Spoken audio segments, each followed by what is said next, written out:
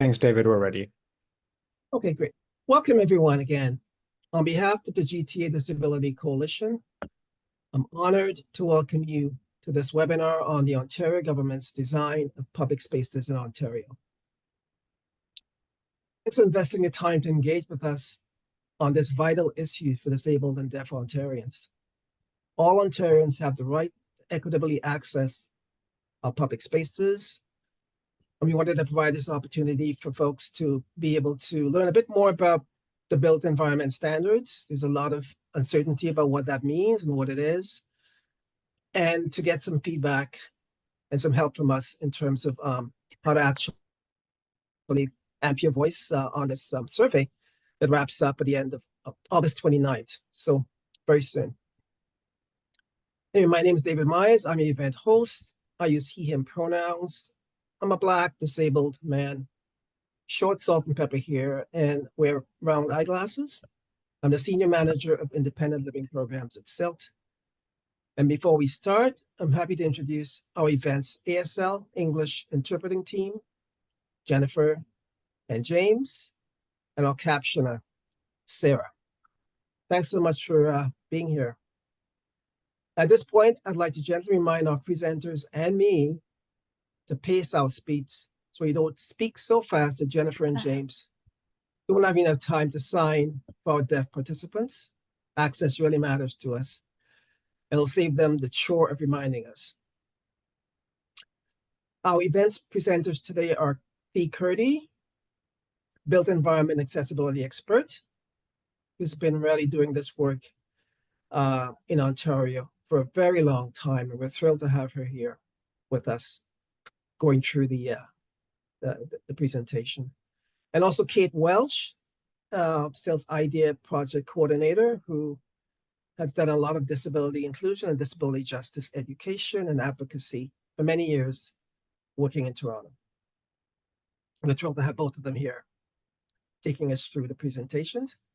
And now, before we begin, I'd like to pass the mic to Kate, who will round our event with a land acknowledgement. Kate?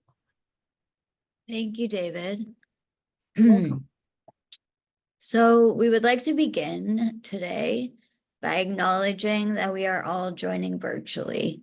So we may be on different land, but Toronto, Takaranto, which is the colonized name is Toronto, is the home territory of many nations, including the Mississauga of the Credit First Nation, the Anishinaabe, the Chippewa, the Haudenosaunee, and the Wendat people. We recognize the impact of historical and ongoing practices of colonization, and those of us who are settlers are grateful for the opportunity to live, work, and play on this land. We thank, honor, and stand in solidarity with generations of Indigenous people. We recognize the need to advance change and create a more equitable, just, and inclusive society for all, especially for those of us who experience multiple intersecting forms of oppression, like what disabled, Indigenous, Black, and people of color community members experience. This land is also the part of the Dish with One Spoon territory, a treaty between the Haudenosaunee Confederacy and the Anishinaabe and allied nations to peaceably share and care for this land. All of us who come to live and work here are responsible for honoring this treaty in the spirit of peace, friendship, and respect. Thank you, David. Thanks, Kate, for grounding our conversation and our learning today. Much appreciated. A bit about the GTA Disability Coalition before we move to the presentation. For those of you unfamiliar with the coalition, I'd like to share a very brief statement about it before we start. Co-founded in 2018 by CILT and several community partners, it is a cross-disability network of disability-focused organizations advancing the accessibility, voices, and inclusion of disabled and deaf people across the GTA. Administered by CILT and funded by United Way Greater Toronto, we primarily engage with Toronto City Council, city divisions, disability rights organizations, and a nonprofit sector to deliver systems change solutions to disability, barriers, and ableism. Our current priority areas are disability poverty and the inaccessibility and unaffordability of both housing and transit. The coalition also does engage with our community on our priority issues affected by provincial and also federal laws and policies, such as the Canada Disability Benefit, ODS VOW rates, and like today, Ontario's built environment standards. For more about the coalition's work and the names of our partners, you can go to our page on CILT's website. We'll be emailing links to them together with our event resources, everyone after our event. So you'll get those to look through. Next on the agenda will be our first presenter, Thea Kurdi. She'll provide some context and help inform our feedback on the survey questions. And we'll give a high-level background overview of Ontario's built spaces standards, some of the relevant accessibility legislation, some of the history and the issues with those standards, and the work of the Standards Development Committee and the public consultation process, which this event includes. After Thea's presentation, Kate Welsh will walk us through about 6 of the 18 survey questions, providing some feedback tips and examples of answers for folks who are considering submitting feedback through the survey. We hope a lot of Ontarians will.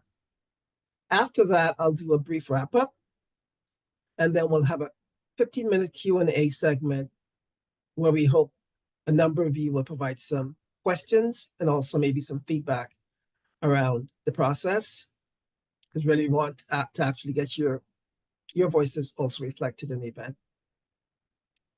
We'll ask you to save your questions until the Q&A though, as we have a lot of key content to cover in our short 90 minutes together. So because of that, we won't be taking a break. So we invite you to give yourselves permission to take short breaks as you see fit, if you need any to meet your access needs. This is what we call a quote-unquote crip-friendly space that centers access. It's also an anti-oppressive space, and so we ask everyone to show respect for fellow participants and event speakers during our time together. Really appreciate that. So here's a brief overview of the agenda. I've already walked through the housekeeping and introduced the access team. So we'll start up next with the presentation by Thea, then followed by Kate, then a Q&A, and then we'll wrap. So with that, I'm going to turn the mic over to you, Thea, to introduce yourself and walk us through your presentation. Off to you. Thank you very much, David. Hello, everyone. My name is Thea Kurdi. I'm a built environment accessibility expert, as it says on the screen. I worked for 22 years in a career specifically dedicated to the built environment and trying to get, which obviously overlaps with the 20 years we've had the AODA, and seeing what was successful and wasn't successful. I am a disabled woman who appears white but has a mixed heritage, including South Asian. I have several invisible disabilities, and I live and work inside the GTA. I apologize if my speech is a little slurred. Hopefully that's not an impediment in your understanding. David was talking about the presentation, which we are recording, and this presentation will be available on YouTube. And there will also be a transcript made available after the event as soon as possible. We will be recording the event until we complete the presentation part. So if you participate in the Q&A, that will not be recorded. So feel free to participate for as long as you can. We look forward to your input. Next slide, please.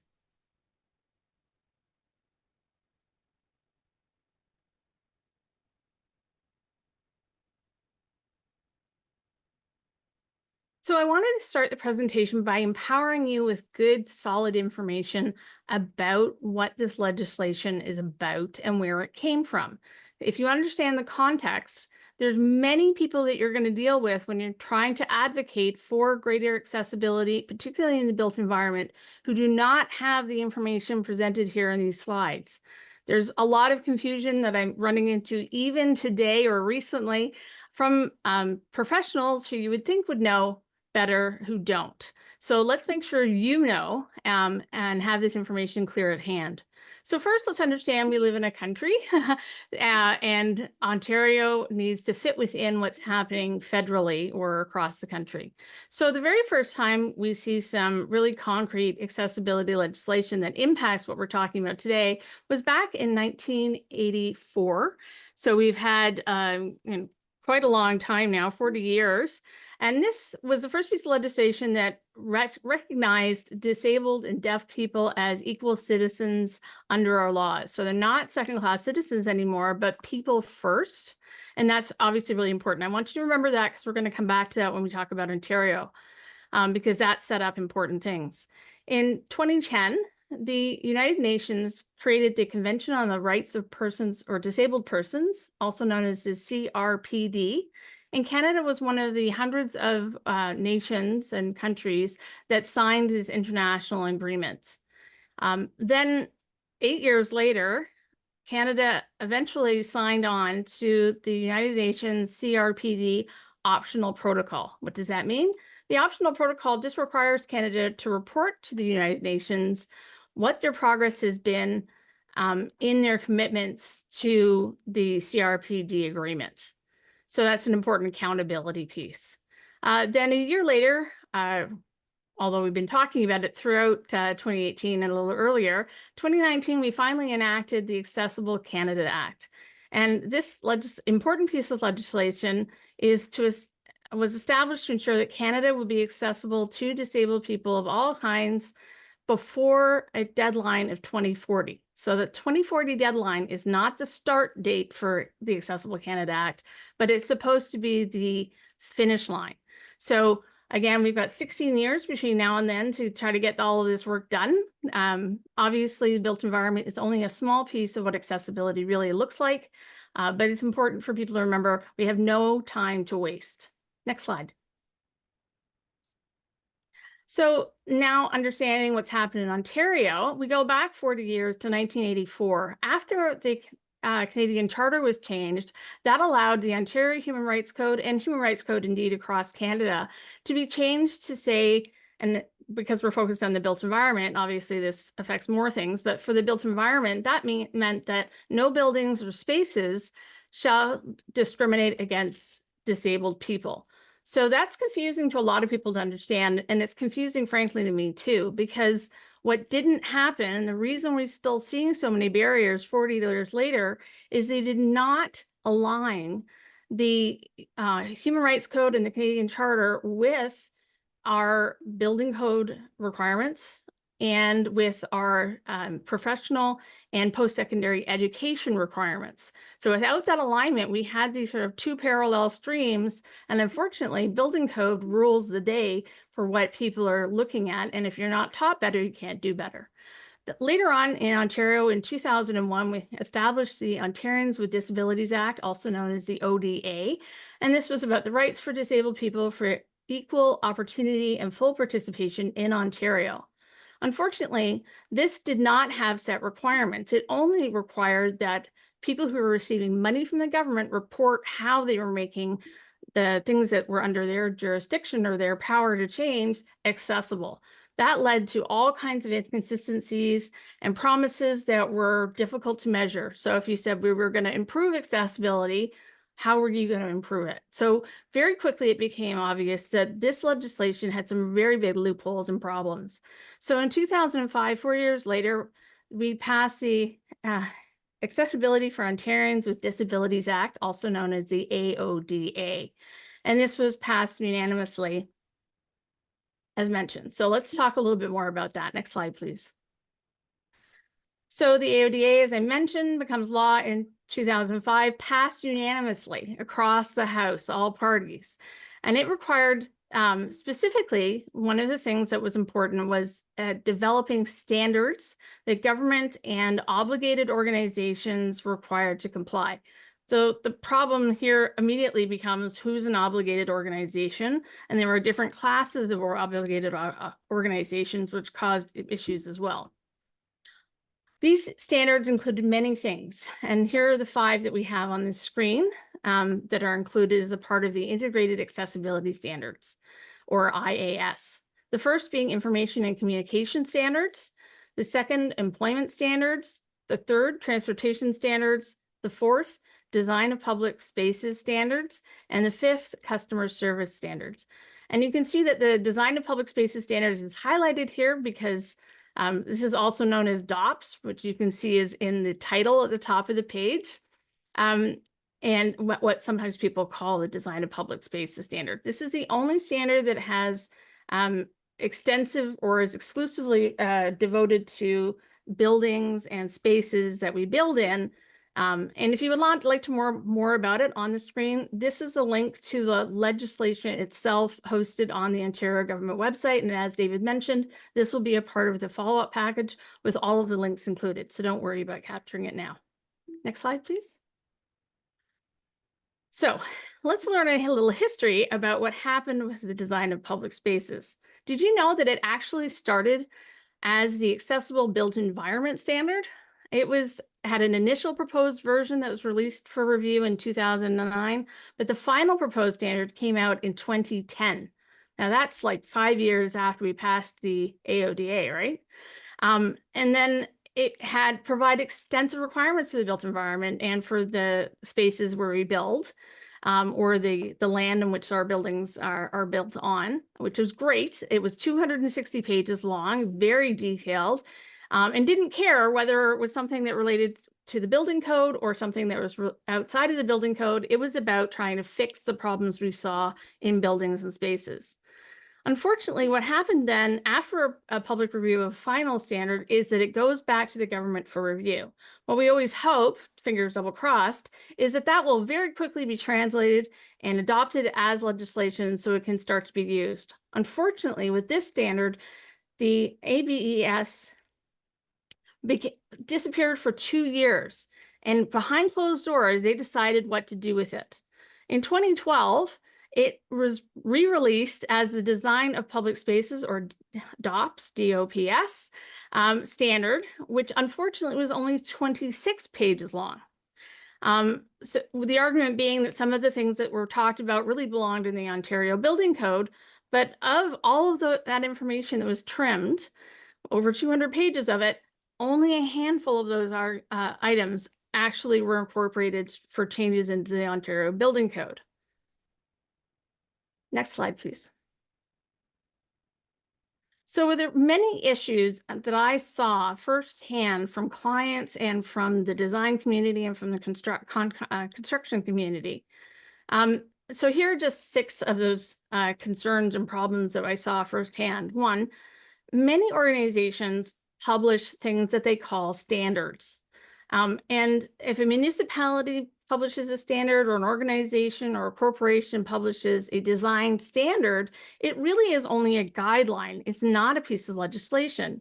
So because there were all these documents called standards, a lot of people didn't understand the difference between a standard under an act, is a piece of the legislation, whereas if a city like the City of Toronto has a great set of accessibility standards, City of London, City of Ottawa, lots of municipalities across Ontario, they wanted to publish them as standards because they wanted them to be important and they wanted people to, follow them.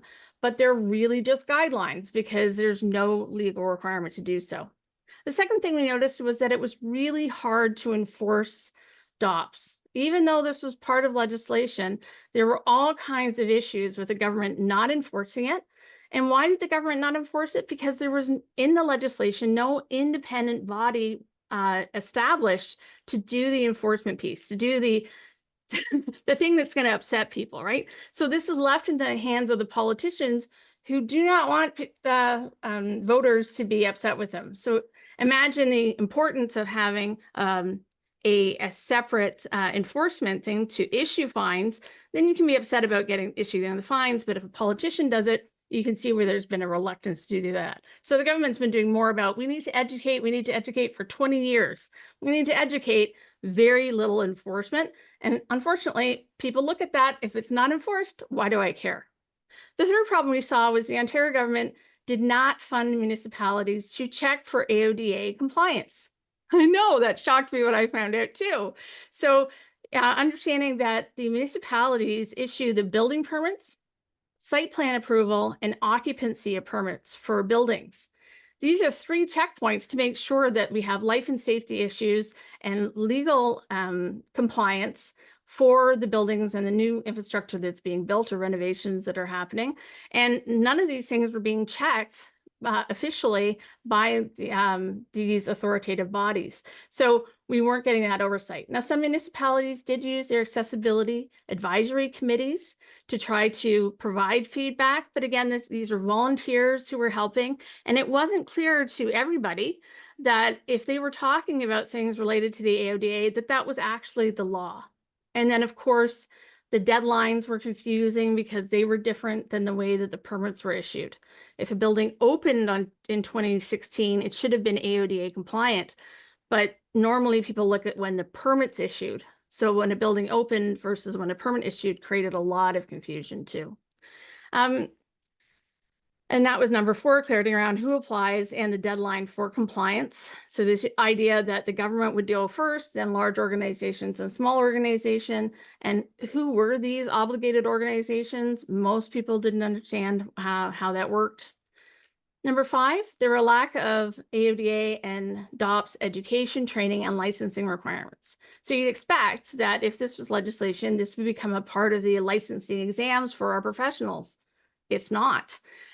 There are post or secondary education courses available, but they're not mandatory. So again, we have seen, and I have experienced, a mixed bag of information, even in professionals. So if you talk to a professional and they say, yes, yes, I know, you might need to dig a little deeper because you don't know what they know. They don't know what they know, maybe in some cases. And number 6, only some of the unused requirements for the proposed accessible built environment standard, or the ABES that we were just talking about, as I mentioned, were brought into the Ontario Building Code. So there were still, in these 20 years, lots of things that were not being addressed, and new buildings are opening. As we just saw, I don't know if you saw, with the AODA Alliance just released a new video about a brand new courthouse that has just opened in downtown Toronto, and it was used all the legislation that we had, and it was still full of barriers and mistakes. In fact, he's got a series of 4 videos of how the problems with legislation and training have led to more barriers being introduced. Next slide, please.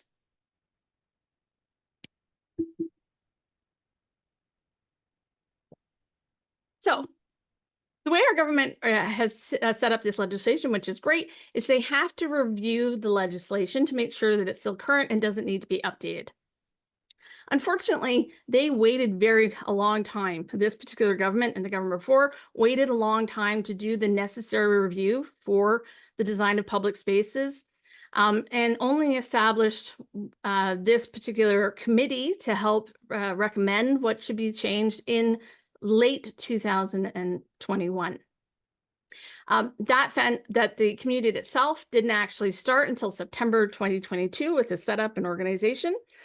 And they were asked to not only look at the AODA, but also to look at what the Ontario Building Code, or OBC, included for accessibility, and comment on both.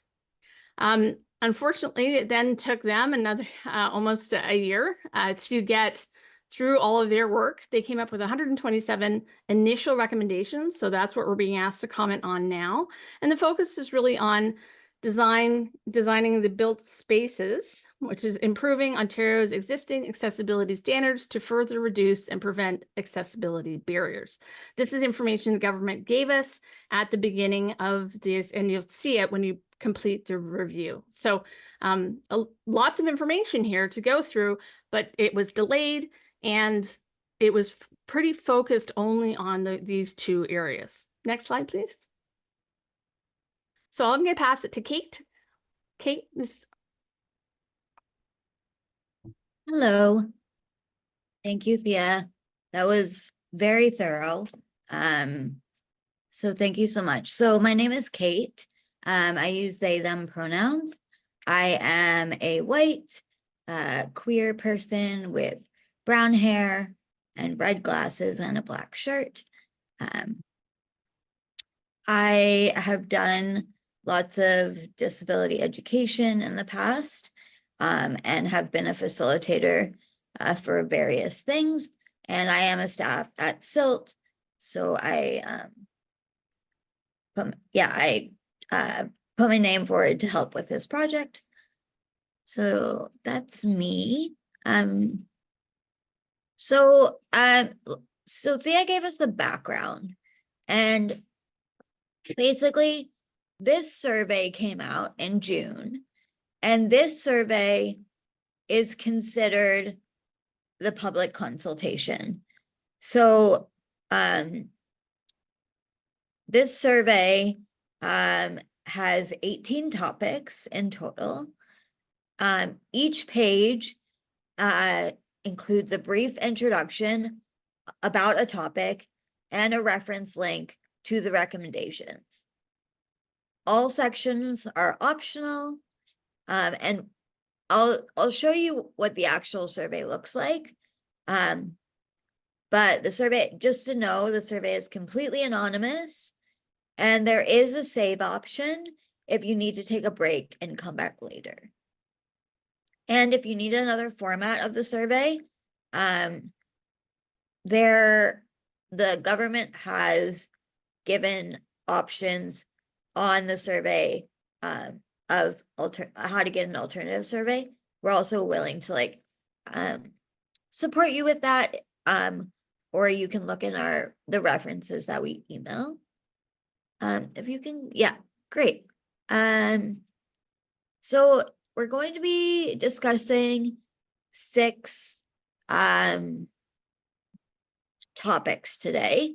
And there's 18 topics, but we just chose 6 and we'll be talking about them. So they are outdoor play spaces, exterior paths of travel, interior element services, such as building controls, alarms, and signage, residential buildings, existing barriers and retrofits, and if we have time, we'll talk about overarching barriers in the built environment.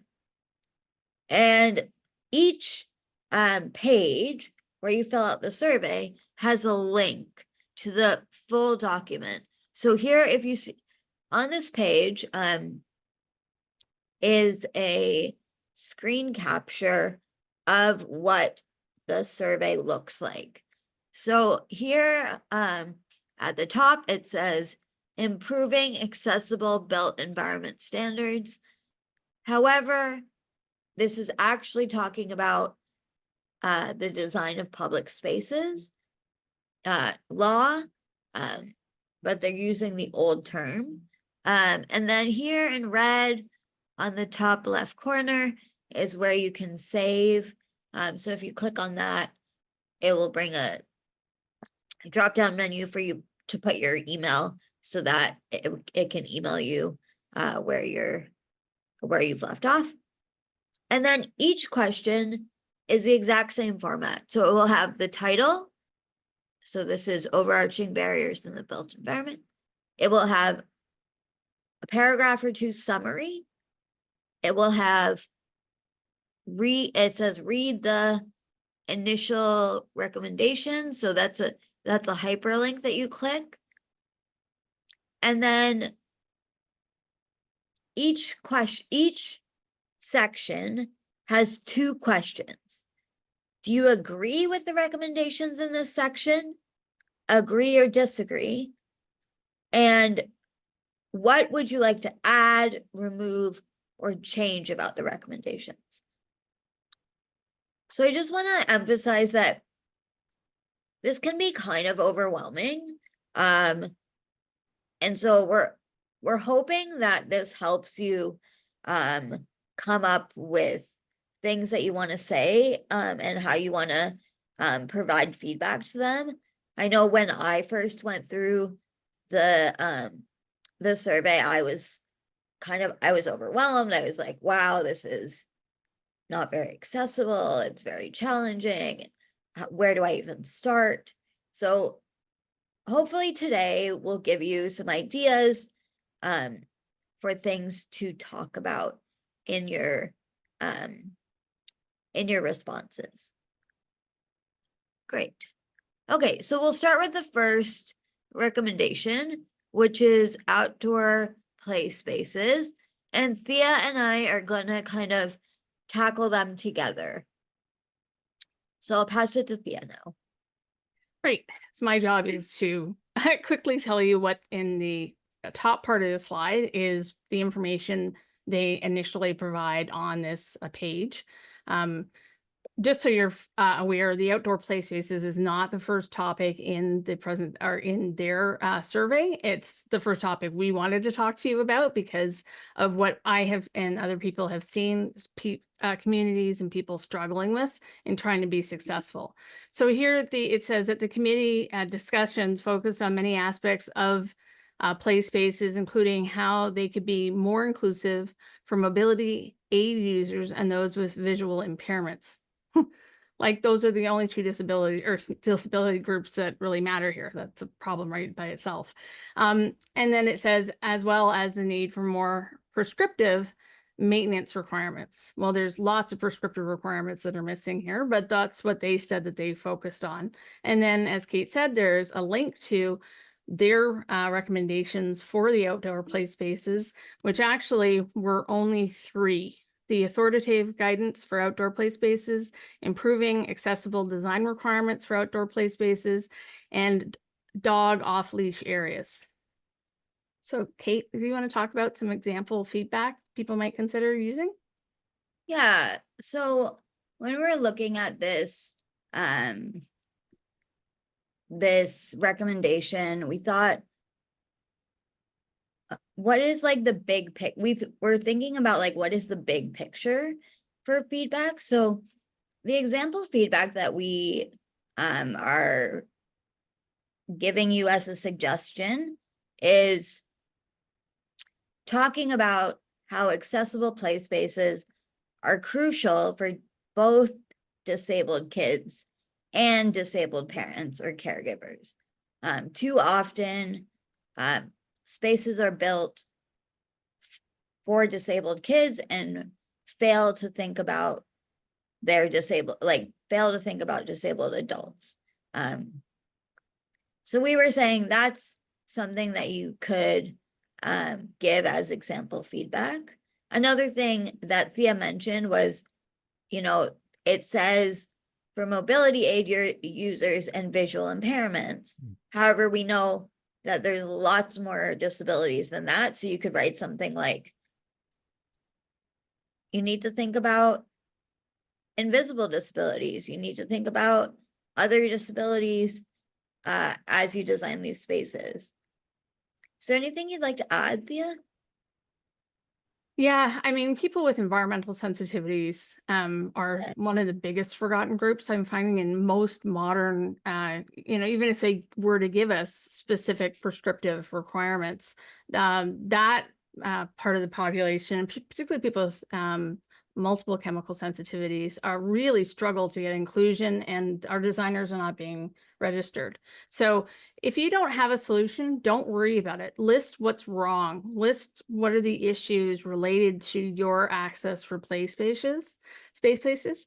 And the AODA design of public spaces critical missing piece here is that they don't have requirements. So municipalities and communities have been asked to do public consultation, and we're seeing burnout in the community being asked again and again, how do we make our play spaces accessible? They attend the meetings, they provide their feedback, and nothing changes. And the next play space is presented to them has all of the same issues or almost all of the same issues. So please be specific here about what you would like to see fixed. And if you don't know the answer, list what are the problems you're seeing, please. Thank you so much. So I'm just responding to someone in the chat that you'll be able to, we'll be sending the documents around. So if you're interested in seeing the full like initial recommendations, we will be sending them. Okay, so the next one is exterior paths of travel. So when we were looking at the various recommendations, this one kind of popped out for us as an important topic. So go ahead, Thea, and explain it for us. Right. So this is a big topic. There's lots of material here. And what they said here is the current design of public space exterior paths of travel requirements aim to create an inclusive and barrier-free environment for all individuals. The committee discussed how the current design of public spaces standards for external paths may lead to inconsistent accessibility experiences across municipalities, as well as obstructions. And so they listed a couple of examples. For example, construction zoning or the placement of things like a waste paper receptacle or a garbage can, if you prefer. And if these things are along the paths, they can create barriers for people with disabilities, among other concerns. And again, they have a link to their recommendations for the path of travel. And just so you know, there are 19 different recommendations.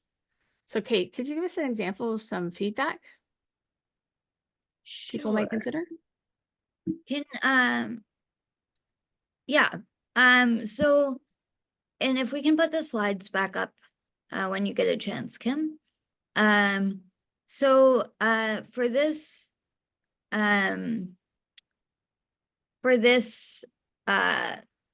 recommendation of the exterior paths of travel, we recommend that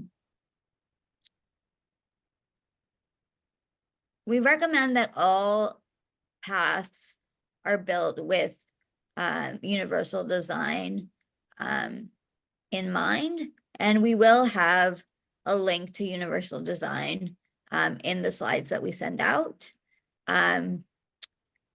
We also, so I just want to clarify one thing that Thea said and just change it into plain language. So Thea was talking about how there's inconsistencies across municipalities. So basically, if you're in Toronto, you will maybe experience a different thing than if you're in Bracebridge or something like that, right? So basically, this standard is like, we need to be consistent across all cities or towns. So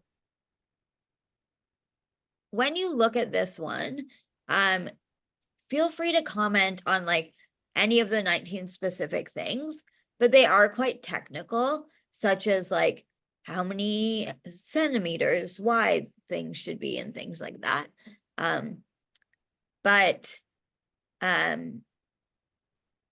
Yeah, we do think that you can provide feedback that's a little more broad and says, have you all thought about universal design? Kim, would you be able to put the slides back up? It looks like we lost Kim. May have been an internet issue, but Oh, okay, shoot. this is Rayhan. I'm just gonna post the slides now. If Okay, could thank you, remember which Rayhan. slide we are actually on. Just give me a second. Yeah, so adding to that, of the 19 recommendations, you can see how deficient the original design of public spaces was, literally by what the recommendations included. Things like expanding the requirements to smaller organizations. So for example, a condo corporation, because of the few number of people that work there, may not have qualified as a organization that had to provide exterior paths of travel. So if you live in a condo or a townhouse organization, those sidewalks may have been interpreted as being not required to follow the design of public spaces, which is very hard to understand. That doesn't make any sense from a usability or from an outcome perspective. Another one of the recommendations is they literally said consideration of bridges as paths of travel. Of course, a bridge is a part of a path of travel. Why do we need to consider that it is? And then things like visual and tactile identification of bike paths. So the multi-user paths that we have, or MERPs, MUPS, are problematic because they mix bikes with pedestrians, and that's not safe or comfortable. They also include things like signage requirements, tactile walking surface indicators, making sure everybody's using the same ones, and then amending the standards for stairs and ramps. So why are they talking about stairs and ramps? That's supposed to be in the building code. If they're talking about it, it's because the building code doesn't cover what it needs to, and the AODA is having to do a fill in.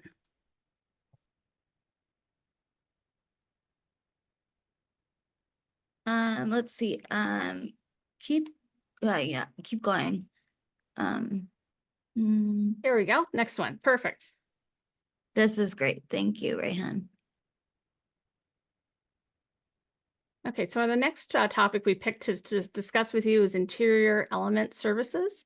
And we wanted to talk to you about this because it's about the building controls, alarms, and signage. So the things that you use every day where you are. So these things have a big impact. And they said here, the provision for exterior and interior building elements in the Ontario Building Code, or OBC, establishes requirements to address the recognition, accessibility, and operability, or if we like, usability of end user building controls, such as electrical switches, alarm pulls, thermostats, etc. The committee discussed focusing on accessible placement and operability of building controls, signage, and wayfinding. That just means, how do you know where to go? To improve navigation of barrier-free paths of travel, as well as the accessibility of emergency systems. And their examples here were for fire and smoke alarms.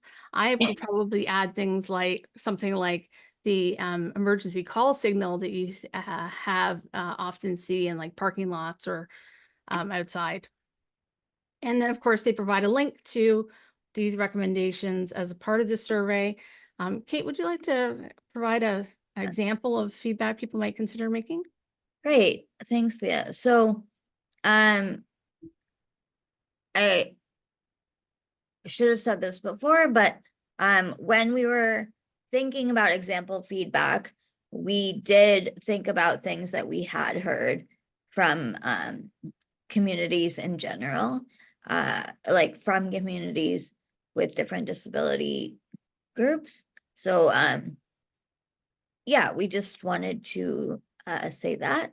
So for example, for people who are blind or low vision, braille signage, audible or tactile maps at entrances, possibly QR codes, unobstructed wayfinding, and clear indicators of stairs that must have railings are all crucial to ensure interior space accessibility and safety.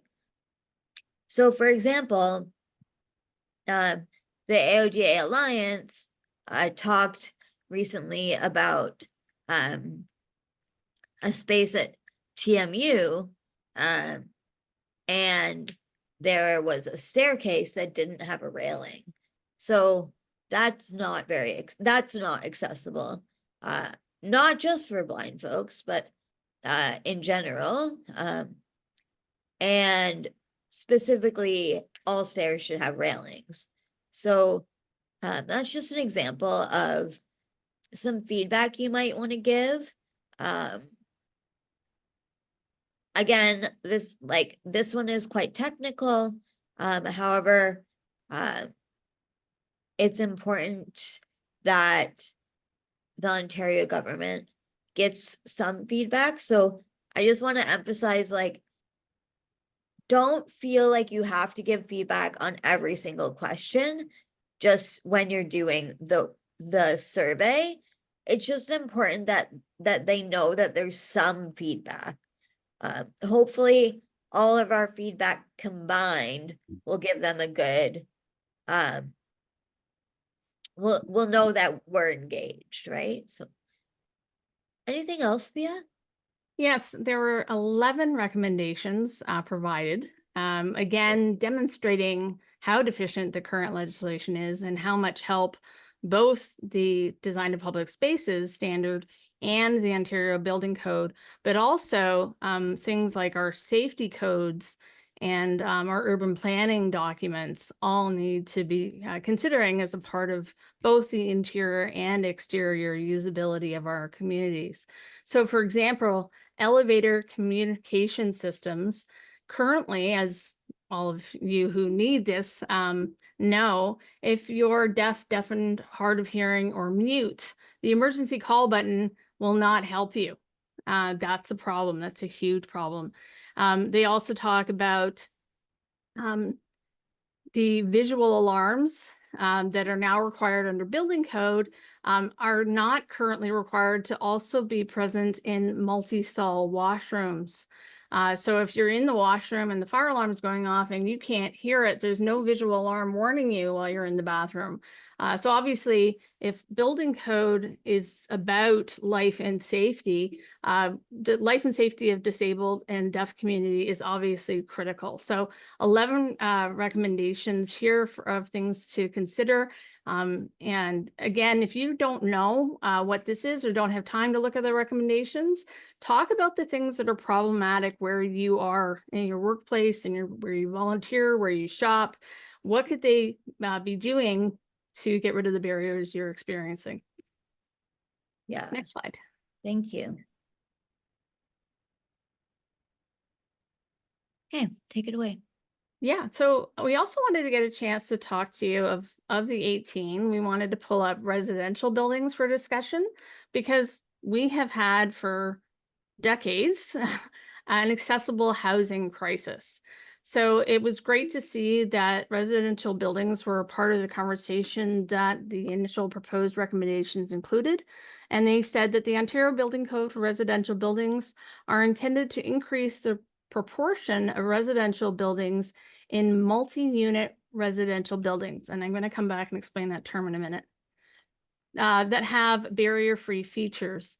The committee identified many barriers within the provisions, including the need for greater supply of accessible housing in multi-unit residential buildings and specific regulatory changes to ensure a fully barrier-free experience in these units. And again, there's a link to their recommendations, and their recommendations in this section were only 4. So just before I hand it back to Kate for some suggestions, what you might consider giving feedback on, what is a multi-unit residential building? That's basically a fancy way of saying an apartment or a condominium. So what are they talking about? They're talking about increasing accessibility for apartments and condominiums only. This leaves out, in fact, the Ontario Building Code has a specific line exempting housing. So this limits our options as disabled people. We're not second-class citizens. We're supposed to be equal citizens. And the problem with this thinking is that although the building industry and government always talks about sustainability, I think they've missed a critical piece, that accessibility, there's nothing more sustainable than accessibility, because 100% of people are born with disabilities or get them through illness, accident, or aging. You know, it's as temporary disability, as a short-term, as long-term. And if you're going to think about how quickly our population is aging, we have over 1,000 Canadians a day turning 65. And at 65, we see the instance of disabilities changing for people who were not previously disabled at about twice to 3 times what it was before they were that much older. So accessibility for residential buildings shouldn't be limited, and they're proposing a 20% increase. So Kate, if you want to talk or a change from 15%, excuse me, to a 20% increase for the number of residential units, which would be accessible. So Kate, did you want to talk a little bit about some sample feedback? that people might Sure, think? thanks, Thea. So we know that we need accessible and affordable residential buildings. And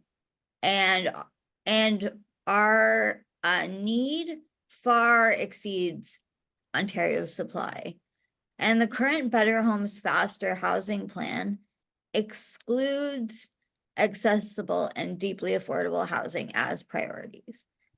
And its goal of increasing visitability of suites for people with disabilities shuts out many disabled people who require homes to actually live in.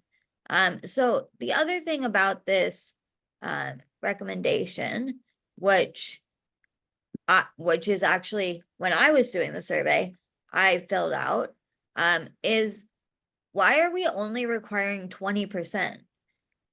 We know that the population of disabled people is almost 30% and is continuing to grow. So why are we only requiring 20% accessible units?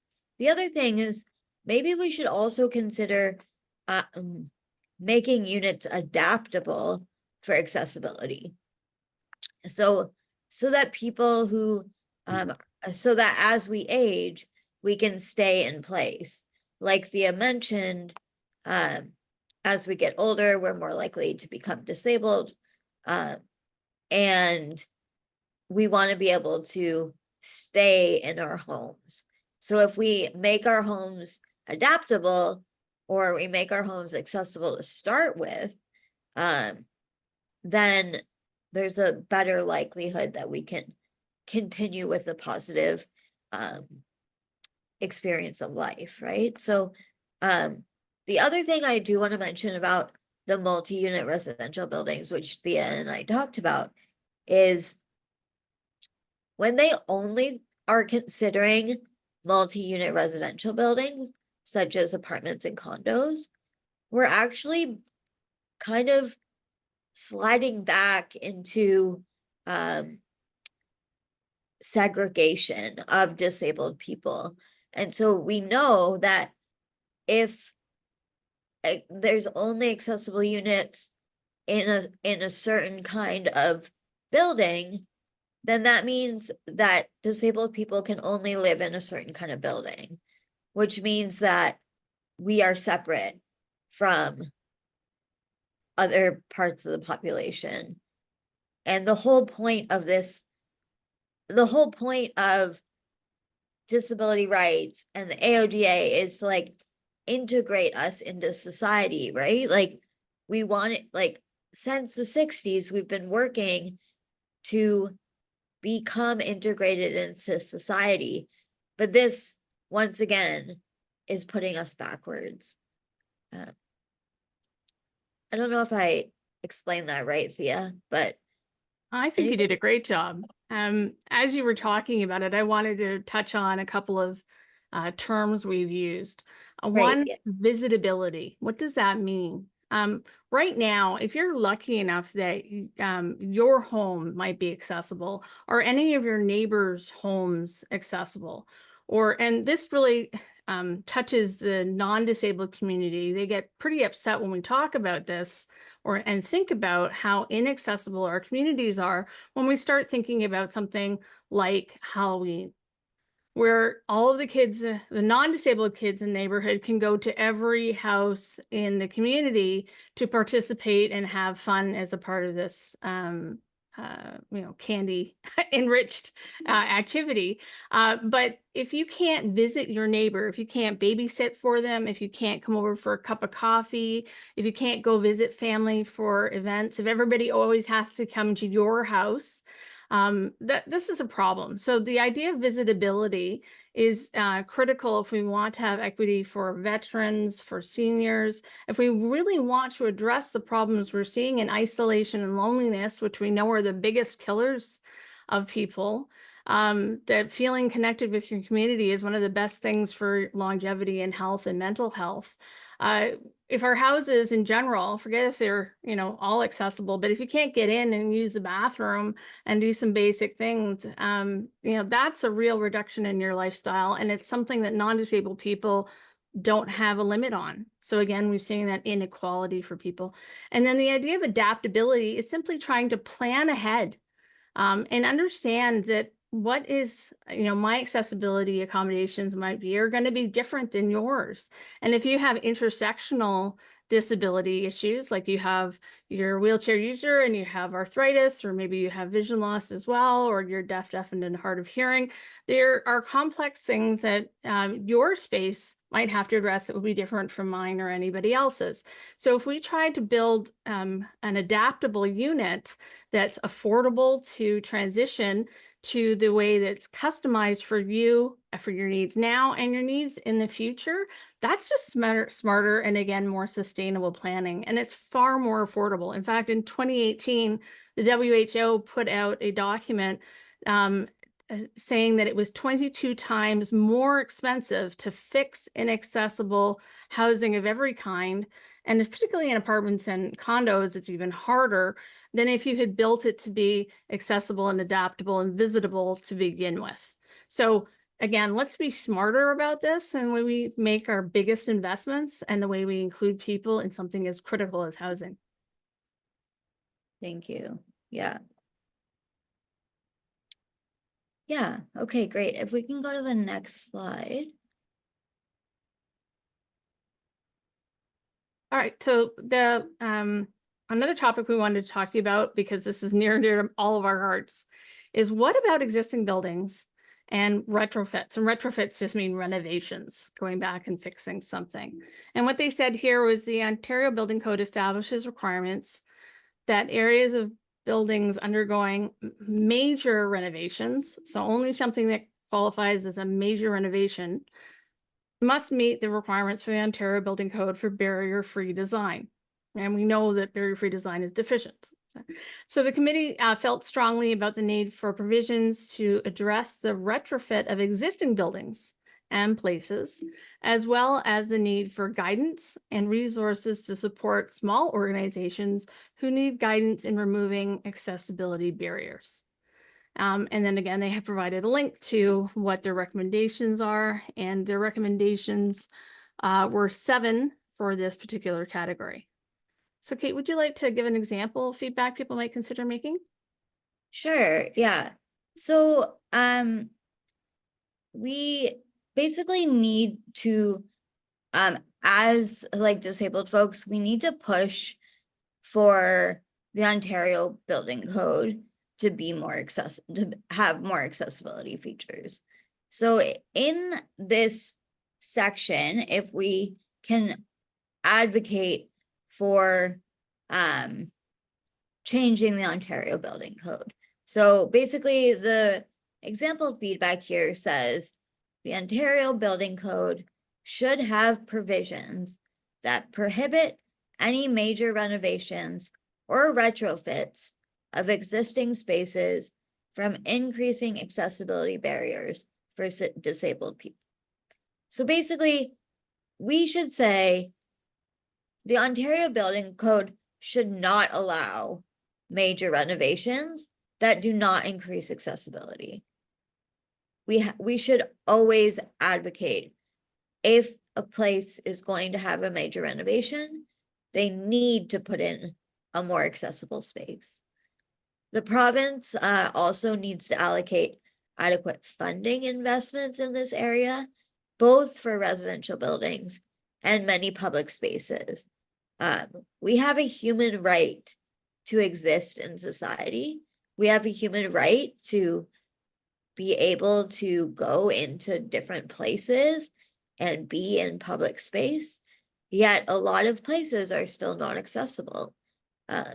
So we want to push the province. So in our feedback, if we can push the province, that they also need to make sure that there is money for people to renovate their existing buildings, including residential, including public spaces. And this is a human right. Thea, Yeah. what would you like to add? That's a really good point, Kate. I think there are 2 things I'd like to address, and then I'll add a little comment here. One, problematic being that currently our building code only talks about requiring accessibility as defined and we know to be deficient in the building code only for major renovations. So only if you only have to fix things if you create what they term a major renovation, and there's a technical requirement to figure out, is this a minor renovation or a major renovation? So we're missing the opportunity for all of the minor renovations. But even more importantly, because we have so many existing buildings that are inaccessible and full of barriers, this legislation exempted. They were worried about the pushback about, and I remember this discussion when they were trying to propose it. They were worried about the discussion and the pushback about trying to require retrofits. Well, that doesn't make any sense. You know, if 40 years ago we said, again, disabled people are equal citizens, if the existing buildings were our schools and our healthcare and our shopping and our community spaces, if all of these things still have barriers, we're only going to have a very limited effect if we're only fixing accessibility in new builds or in major renovations. So there needs to be a timeline set out by the government and a plan to address the existing buildings and infrastructure that we have that is inaccessible. So this is where we're picking up, or this is our opportunity to be able to say it's not enough. I mean, it's great to be creating new and major renovations, but that's not enough. That's not going to get to the heart of fixing what we need to fix in our buildings and in our communities.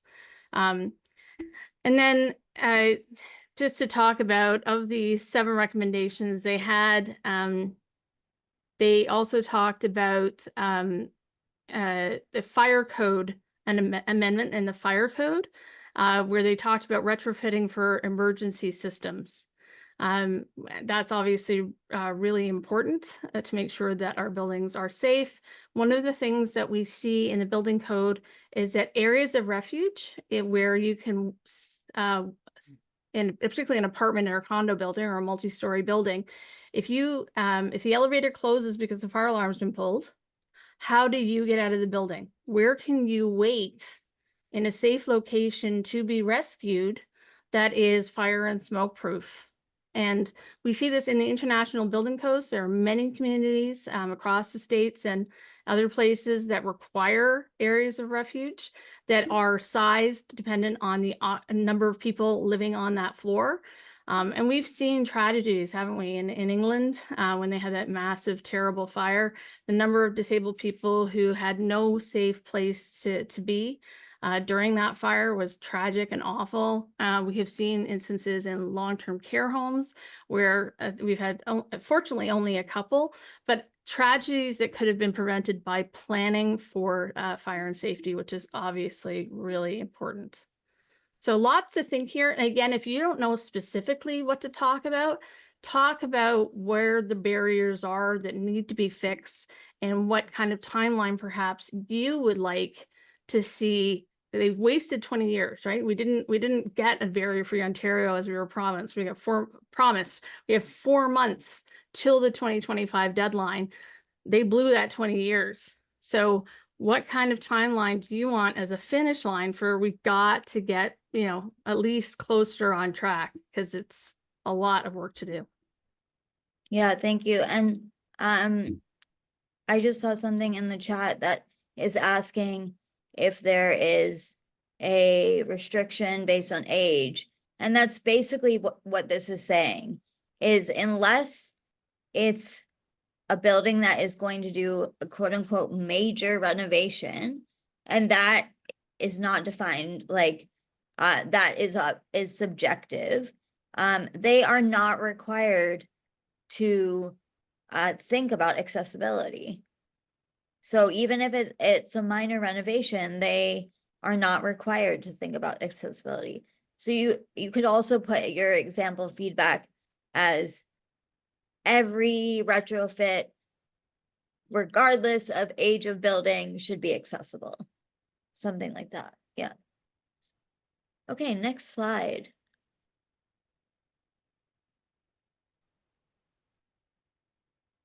So we wanted to quickly wrap this up. David, did we have time to get into this, or do we want to get to Q&A? David's our timekeeper today. Yeah, I think let's probably get to Q&A. Okay, so just really quickly then, the overarching barriers in the built environment, these are recommendations were drawn from discussions focused on the need for ongoing education and resources to support the understanding of accessibility requirements, as well as common amendments proposed across both sets of standards. And when they say standards, they actually mean the building code and the AODA design of public spaces standard. So unfortunately, slightly confusing there. There is a link to what their recommendations are, and there are of those recommendations, there are 10. So again, and this is a place that if you couldn't find a home for any of your other comments, this might be a great place for you to quickly add some comments. And because it doesn't really matter where you put your comments, it's great if you can categorize it for you or for them. But you know, if there's no other place that your comment seems to fit, I would suggest this would be a great place to put it. Yeah, great. Awesome. Well, thanks so much, Thea and Kate, for walking us through this, especially the how to tackle the survey. You know, I mean, people, as you were saying earlier, it can be pretty overwhelming for folks. And I think two things that strike me is just whatever you want to say to them. I think one thing strikes me is to tell the government to place a human rights lens on this process, because really stressing that we're not second-class citizens and disabled people have a human right to public spaces that are accessible to them. And also, as many of you know, the province has their new Better Homes, Faster Housing Plan, where they're building a lot of housing. Much of it's not deeply affordable, and there's no priority for accessibility in that housing plan. So stress that they need to have way bolder and higher standards for the percent of universal design units in that plan. Because as both Thea and Kate said, you know, we are way behind in terms of targets. Our population of seniors is going to grow, and we are not going to meet the needs of disabled and seniors Ontarians in the decades to come. So please don't be shy about sharing your recommendations around some of this stuff. And we're going to be moving straight to the Q&A. Good news is we have 20 minutes to the end, and we allocated 15 minutes for the Q&A. So thank you, Kate and Thea, for keeping us on track.